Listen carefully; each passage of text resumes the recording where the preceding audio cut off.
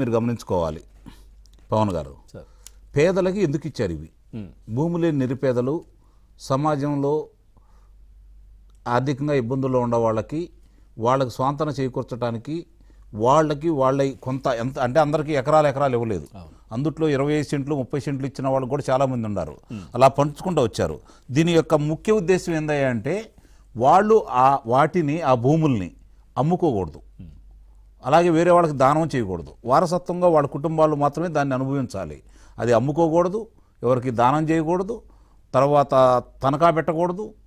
అలాగే మామూలుగా పిల్లలకి కానుకలు అంటే వేరే వాళ్ళకి కానుకలు ఇస్తారు కదా, అలాంటివి కూడా ఇవ్వకుండా వాళ్ళ వరకు మాత్రమే అని చెప్పని ఈ భూములు ఇవ్వడం కూడా జరిగింది. దీన్ని మార్పులు చేర్పులు జరుగుతున్నాయి, కొంతమంది కొట్టేస్తున్నారన్న ఉద్దేశంతో 1977 సంవత్సరంలో ఇలాంటి జరగకూడదని చెప్పని నేను చెప్పిన ఉదంతాలన్నీ పొందుపరిచి ఒక చట్టాన్ని తీసుకురావడం కూడా జరిగింది 1977లో.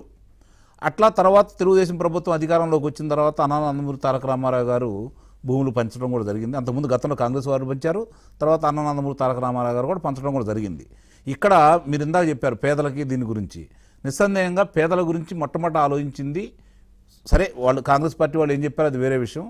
నందమూరి తారక రామారావు గారు వచ్చిన తర్వాత ఈ రోజు కూడా తెలంగాణ ప్రాంతంలో నేను కొన్ని ప్రాంతాల్లో నేను సందర్శించినప్పుడు కావచ్చు, ఏదన్నా విషయాలు తెలుసుకుందామని చెప్పని గ్రామాల్లోకి వెళ్ళినప్పుడు కావచ్చు, చాలామంది కూడా ఈరోజు నేను కొన్ని ఇళ్లలోకి వెళ్ళినప్పుడు నందమూరి తారక రామారావు గారిది ఆయన చిత్రపటాలు ఉన్నాయి. కానీ అండి ఇంకోటి చెప్తున్నాను, యాదవ కులాల సంబంధించిన వాళ్ళు చాలామంది ఇళ్లలోకి వెళ్ళానండి. రామారావు గారికి శ్రీకృష్ణుడి విగ్రహం ఇంకా చాలామంది ఉందండి తెలంగాణలో. నేను అడిగాను అసలు ఏంటయ్యా మీరు ఇప్పుడు పార్టీ లేదు కదా ఇక్కడ, ఏంటి ఇదంటే వాళ్ళు చెప్పారండి ఈ ప్రాంతంలో చాలామందికి తెల్లన్నం అంటే ఏంటో తెలియదండి. అంటే ఈ వరి ధాన్యం ద్వారా మన అన్నం ఇప్పుడు ఏదైతే అన్నం అంటున్నామో అది చాలామందికి ఇక్కడ తెలియదండి.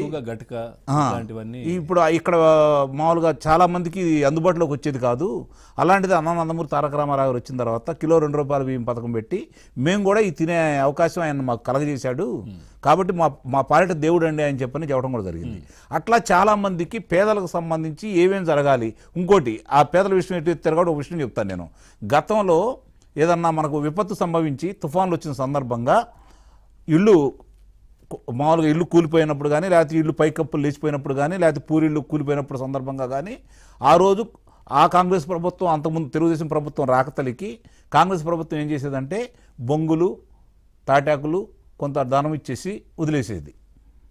కానీ తెలుగుదేశం ప్రభుత్వం అధికారంలోకి వచ్చిన తర్వాత నందమూరి తారక రామారావు గారు ఇట్లా కాదు, నిజమైన నిరుపేదలకి ఇది పద్దాకులు ఇవ్వడం అనేది తప్పు, ఇట్లా ప్రతిసారి జరుగుతూ ఉందని చెప్పి శాశ్వత గృహ నిర్మాణ పథకాన్ని ప్రారంభించింది నందమూరి తారక రామారావు గారు.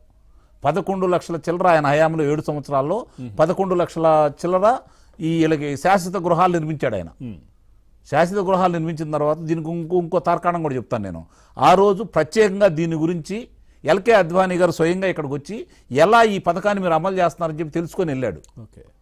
అది అంటే పేదలతోటి వీళ్ళకు ఉన్నటువంటి చిత్తశుద్ధి తెలుగుదేశం పార్టీ వాళ్ళకి.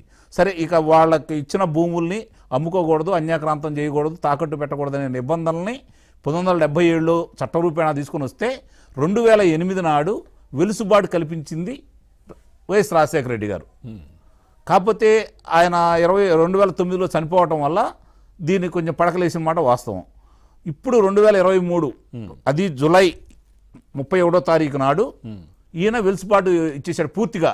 22A కింద దాన్ని ఎవరైనా సరే అమ్ముకోవచ్చు నిబంధనలన్నీ సడలిస్తూ ఈయన చట్ట వ్యతిరేక నిర్ణయం కూడా తీసుకోవడం కూడా జరిగింది.